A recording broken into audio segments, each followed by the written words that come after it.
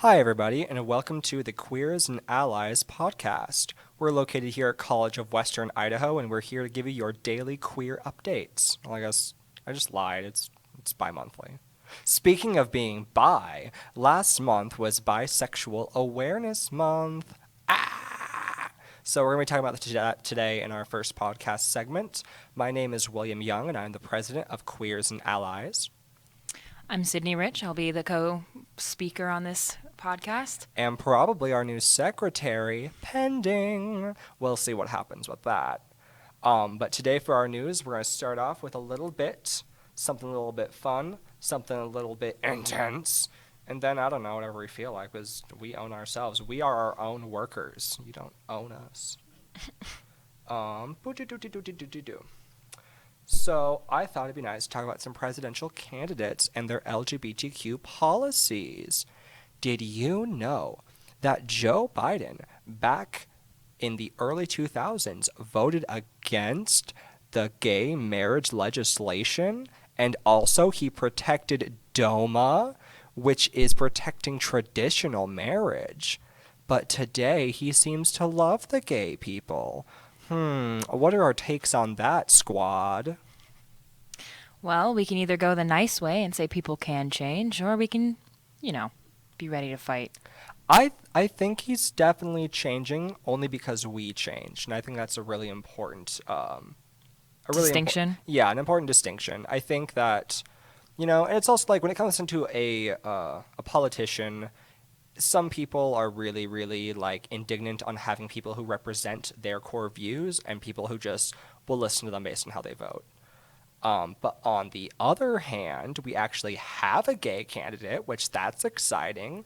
You don't really see gay candidates voting for DOMA when they're gay. So there's Pete Buttigieg. We've also got other people who are very supportive of LGBTQ rights, Elizabeth Warren, Bernie Sanders, even Kamala Harris. Even though she's not my fave, she still is really supportive of specific LGBTQ policies, despite the fact that she kind of did put trans people in the wrong prisons and denied them like medical operations. But we'll just not think about that right now. Wow, that's rude. Yikes. Then always a fun candidate to talk about is the infamous Tulsi Gabbard, who is very progressive, but she had some bad run-ins in the past with LGBTQ policy. Well, not even policy, she just said some offensive things, did publicly apologize for it, so I appreciate that, and all of her policies reflect very progressive LGBTQ needs. So I think, like, it's very nice. We have a lot of candidates who are very in the right direction. Even Elizabeth Warren, who a few decades ago was very, very conservative and was not very pro-LGBTQ. But now it seems that everyone's kind of changing because we forced them to change, and I like that. Good. Suck it. So, I think we have a few other segments here to start with. Did you have anything to talk about? Yeah. I wanted to talk about Jonathan Van Ness because I love him. He's my favorite. Isn't he that guy off Queer Eye? Yeah, he is. He's the hairdresser off Queer Eye. And Also, I think they use they, them pronouns. I remember seeing that tweet. It was more, he was talked about how saying he could use he, him, or they, them. He didn't really much care. Oh, okay, cool. Yeah, I can call them by they, them from here out. I mean, I don't think I'll ever get the gracious chance to even speak to them. But if it does happen, now I know. Yeah. Well, anyways, they just came out with a book that I really, really want to read. So he's coming out with a book called Over the Top, which is an autobiography about his life. I really want to read that. I'm pretty excited to see it coming out. Also, we had our first gay man win a Emmy Award for Outstanding Lead Actor in the television series Pose. Pretty happy about that. Sorry, I just got a bunch of panic text messages from people. Yeah, that's Life a mood. is fun. That's a mood. And then I think you're also going to talk about Billy Porter. Did you just talk about Billy Porter? Sorry, there are lots of terrifying text messages. I might not have said his name, actually. You did. Oh, did I? Good. Yikers. Okay, back to whatever we're doing. Also, The bi chair. What do we know about this infamous bi chair? I've been hearing whispers across the internet. It looks like a disaster, but also very comfortable to sit in, Yeah, which I think is pretty iconic for bis. I'm just going to take a look at it right here, see what we've got going on. How bi is it really? Oh, it looks pretty bi. So it looks to be a wooden chair. It has a very asymmetrical shape, which can we get a confirmation from someone bisexual that this chair would be of great comfort? Looks like a dream. Wow, look at that. A real bi. We caught one. Yeah, it looks pretty damn comfortable. So apparently it was made by a Brazilian artist and an Iowa woodworker, and they collaborated to build the first chair for bisexuals. Up until now, they have not sat. In fact, our bisexual today, well, they are standing. Tragic. We have another bisexual here today who is standing on a table instead. Wow. You know, that's brave. Civil disobedience and all that. Okay. Well, to move on to the main part of our segment, we really want to cover bisexuality awareness. We have lots of bisexual topics. I myself am not bisexual. I guess I identify as queer. I say gay sometimes. I'm attracted to like masculine presenting people or like men, but like feminine men are nice. I don't know. I can't decide sometimes. Listen, if the butt has a square shape, I'm already interested. I don't know why, but that's just how it goes. So for the importance of Bisexuality Month, we wanted to talk about International Celebrate Bisexuality Day, which was first founded in 1999. And the original organization that founded it was BiNet USA in 1990.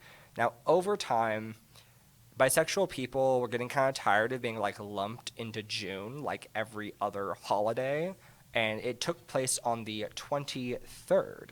But on September 18th, 2012, the Berkeley, California City Council recognized the first day for bisexuals on September 18th, 2012, and then officially recognized it as September 23rd as Bisexual Pride and Bi Visibility Day. I need some of my guests to comment on the things I'm saying so it's not just me talking about definitions from Wikipedia all day. September is a great month for bi celebration. Why? Explain yourself. Because September is a great month. I have multiple family members with birthdays in this month, so I'm biased. You're biased.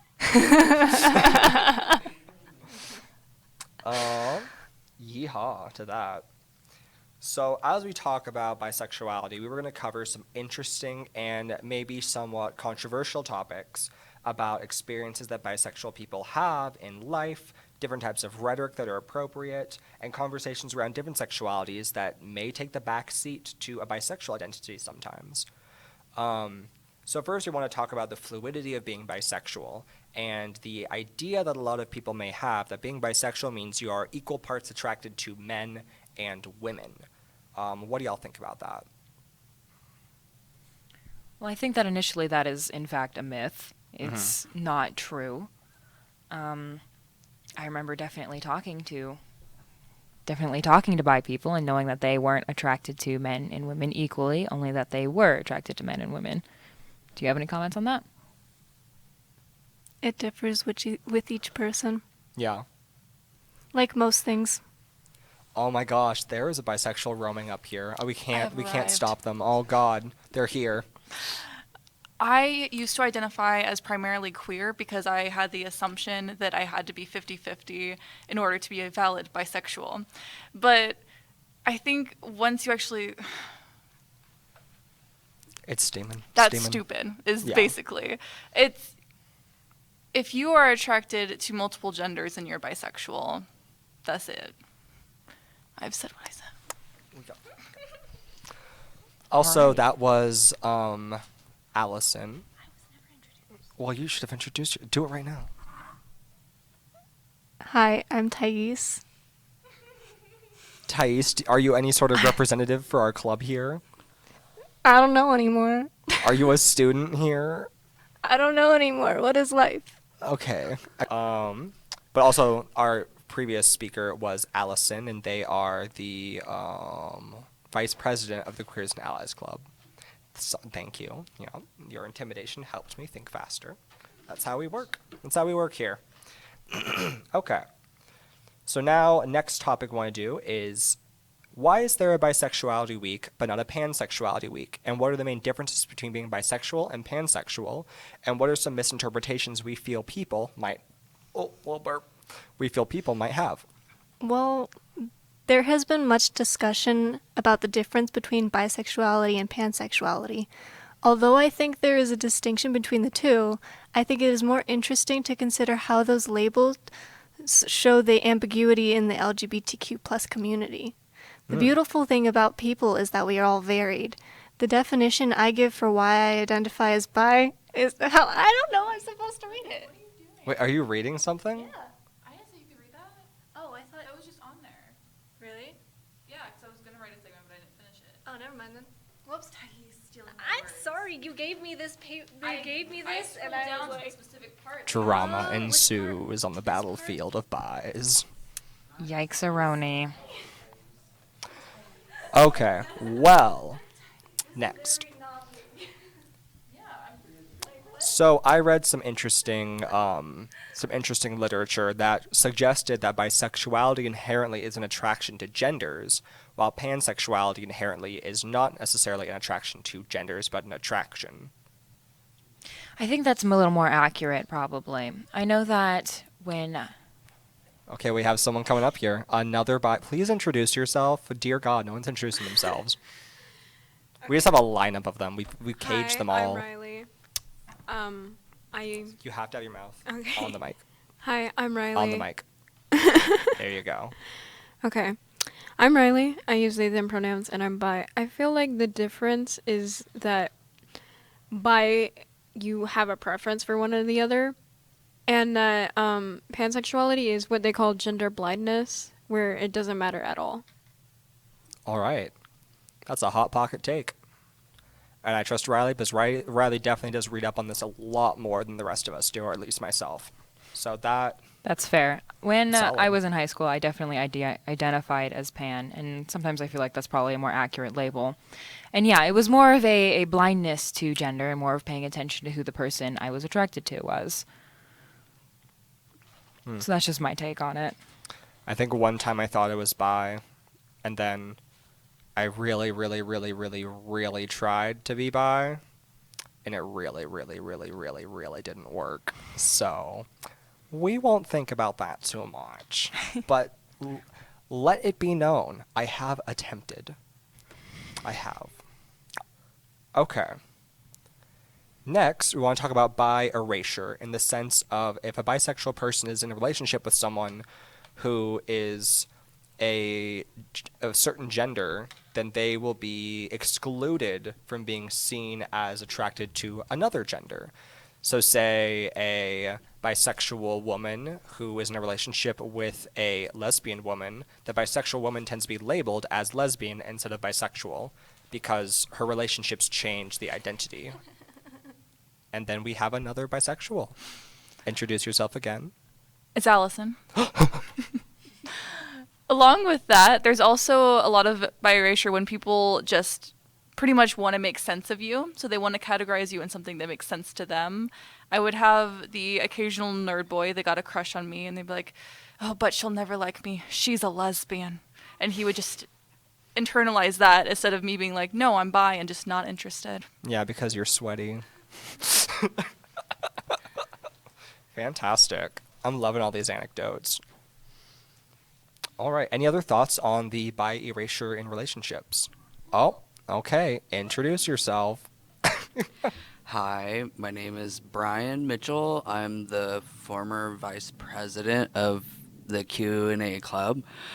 So I wanted to add a little bit on bi erasure. I mean, obviously it's like a real thing. And even in like relationships, for example, my cousins. Hi, I'm Dora. Growing up, she identified as lesbian, but as she got older, she realized she really doesn't give a crap about people's gender, so she ended up coming out as like bisexual and she married a man, she's still bisexual, but everyone that I've conversed with who knows her, they assume that she's straight now because she's married to a man, but she's still bisexual even though they're in a like monogamous relationship, so they don't explore outside the relationship, but she's still bisexual. It makes sense to me, but I guess like some people, they just don't understand that people's sexualities don't change simply by who they're with. Well, I think that also comes, and also we will strike all like the personal names from that. I'll probably replace them with like Dora or something. But I think a lot of that comes with when we're living in this heteronormative society, people view sexuality and gender as very performative. So I think that's also another reason why a lot of men have these like intrinsic homophobic fears of like, oh, if I have an interaction with a man in a certain way, then I am this sexuality, because they don't have to have their sexualities challenged, which means they believe that the perception of other people is more important than their own. Because you really have to build up that like self-centered understanding of who you are. That's something that I've experienced. Okay. So next, we want to talk about bicurious as a term. So how do we feel about bicurious or bicuriosity? Hello, this is Thais. Okay, you don't have to do it every time. I just want Thais everyone is at least speaking right once. now. Okay, yeah. Pop off. Bicurious is an interesting term. I think it allows for more flexibility in figuring out what it is you want for yourself. Some people think of it as like a stepping stone to understanding themselves, and it's more comfortable for them. Have you ever used that term for yourself? No, but I have friends who identify as bicurious or say they're bicurious to feel more comfortable in experimenting. Anyone else on that term? I go back and forth on that term because I think that it can be used in a way that people use it to have we should give more space to people who want to explore their sexuality and not have to force them into identifying with a certain label. Yeah. But also when you use bicurious and then backstep from there, like that's completely valid, but it can be, I don't know how to word. I think it's worrisome when, for people who aren't as educated, it tends to overshadow the bisexual community. It tends to make bisexual people seem smaller and less visible, because bicuriosity, I've seen a lot of media, it just becomes like a joke. Exactly. Women I've seen who use it as like they're bicurious and they want to have a threesome with their boyfriend, not like they identify as someone who is questioning about their sexuality. It's more as like some fun thing they want to try. Yeah. Something very sexual, yes. Yeah, and it kind of takes away a lot of the identity to it. It just, again, becomes this performative kind of sexual thing. Yeah, it almost feels like it makes it a stepping stone of like, okay, I'm straight, now I'm bicurious, now I'm gay or lesbian. Almost like they treat it like a stepping stone rather than an actual possible identity. And sometimes it can be a stepping stone to understanding yourself, but... And like that's totally valid, but it sometimes is seen as only a stepping stone and it takes away from actual bi people. Yeah, because bisexuality isn't a stepping stone, and they become interchangeable to a lot of people. I think the label bicurious implies that you have to have sexual experience before you can label yourself with a specific sexuality. Oh yeah, that's a really good Which, point. as someone who's biromantic and asexual, it kind of like I'm never gonna have sexual experience, so Yeah, I still identify as bi though. that's a really good point. I did not think of that. Okay. Maybe another time. Oh yeah, no, we'll get to that. We'll get to ace stuff. So next, I think we wanted to have a conversation about the way in which gay men gay women, lesbian women, bisexual people, queer people, pansexual people, all different types of queer people are perceived in spaces differently by a heteronormative view or framework. Do you want to use some layman terms for that, please? Yeah. So yeah, my bad. Essentially, I know that last week or the week before, I can't remember, the debate tournament has completely destroyed my mind. But we were having some conversations about ways in which, like, the sexuality of gay men is perceived to be inherently violent, while the sexuality of gay and lesbian women is perceived to be inherently changeable and, like, claimable. And I wanted to expand upon that in our experiences and also experiences of people who aren't just simply gay or lesbian to better understand the way they move through society. So you're talking more about LGBT representation in media. Not necessarily media, but I think, how do you feel that heterosexual people perceive you, and how do you have to react to that in situations where you feel vulnerable? Okay, that's fair. I definitely have a story about that. If you want to share, I All can right. turn the names into characters from Phil the Future. I'll just... Okay. So I am a writer, and I am an LGBT writer, and every book I ever write will always have LGBT characters in it. All of them. The whole spectrum, because I can. And there's not enough of it.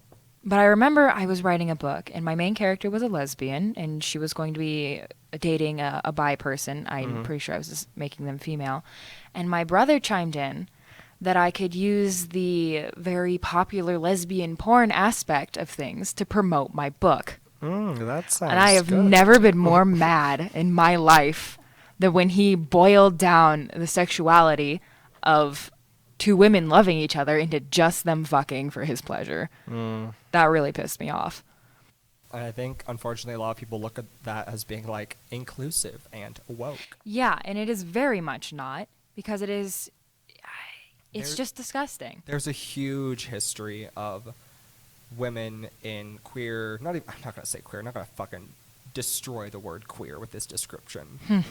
Women being put into sexual encounters in pornography in which they have sexual relations with other women, and that being completely stripped of any queer identity because it's performative Just gone. for heterosexual men. And I hate that.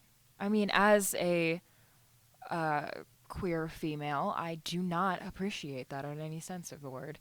Yeah. Or any sense of the concept that women are just there to be looked at and watched while they have intimacy. And then you have that other strangeness with the porn industry with men, where now I'm seeing in straight porn, like, all the time, like, the dude keeps his underwear on the entire time. Or he doesn't even touch his partner. Doesn't even touch his partner. Just pumps Maybe away. Even keeps a full suit on, because that's hot for some reason. Well, I it is do not very understand hot, like, it. it'll get warm. Yeah, no, like he's sweating and It'll he be smells very, gross. Very He has uncomfortable. sweated off all of his deodorant. There But is I found nothing that, nice like, about that. When I watch straight porn, I don't... Like, I want to get into more different types of pornography to understand it better, but it's so hard for me to. Because, like, the woman is doing a lot of fucking work, and she's, like, really bringing in the entire audience. And all I'm looking for is, like, one cute dude booty, and then they don't even give me that. Like, he's in boxers the whole time. Like, boxers, not even, like, compression shorts. Like, I'm dying. Also, a lot of the I'm so sorry, but a lot of the male gay porn that I've seen, it's almost always like a sexual assault. There's a lot. There's a lot of Yep, that. there is a lot of that. There is a lot of where it starts off as a sexual assault. Yeah, there's this... Oh, hello. Okay. There's this framing of a lot of porn, and I think this definitely extends from, like, how a lot of aggressive, like, man and woman porn operates, where you have this more submissive character and this more dominant character, which is definitely, like, an aspect of kink, like in the sub-dom culture. And, like, I don't want to discredit their kink, but it's kind of synced into every sort of aspect of porn everywhere, which Yeah. seems almost unfortunate. Yeah, well, for trigger warning here, I am going to talk about sexual assault-related things in this next little bit. But yeah, I think a lot of it has to do that we are in a rape culture, and people on a very subconscious level view that as sexual, they view that as okay, and they view that as a way in which to claim other people. And that's very hot for some people. Some people are very sexually attracted to that. And I don't want to tell those people that they can't have those attractions, but I want us to work on, as a society, finding ways to walk away from those attractions by teaching people better lessons about consent. Yeah, and just starting with consent and also sexual health and awareness and all that. Sexual education in high schools is garbage. Yeah, well, we are in Idaho, so. Even other states. I Yeah, had a I friend in Washington, and it was garbage for her. But anyways. So what are we talking about here, Allison?